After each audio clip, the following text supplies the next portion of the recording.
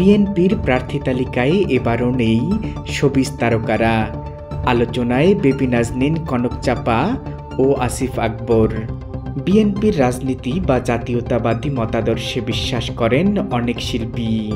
অনেকের ধারণা আগামী ফেব্রুয়ারিতে জাতীয় সংসদ নির্বাচনেও তাদের দেখা যাবে।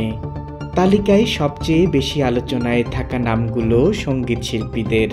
এর মধ্যে রয়েছেন বেবি নাজনীন, মনির খান, রুমানা মোর্শেদ কনকচাপা, আছেন অভিনেতা আশরাফুদ্দিন আহমেদ উজ্জ্বলও।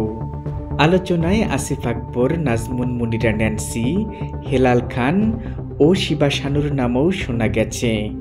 এদিকে নির্বাচনকে সামনে রেখে বিএনপির ২৩৭টি আসনের সম্ভাব্য প্রার্থী তালিকা প্রকাশ করা হয়েছে। তবে এবারের তালিকায় শোবিজ শিল্পীদের নাম নেই।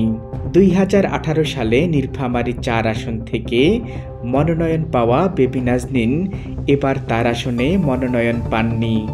সেই আসনে এবার মনোনয়ন পেয়েছেন মোহাম্মদ আব্দুল গফুর সরকার।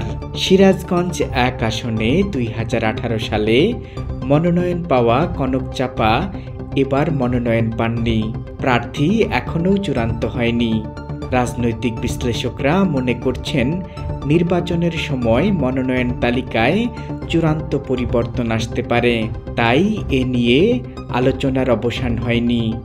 Zakir Hossain, JH media, news desk.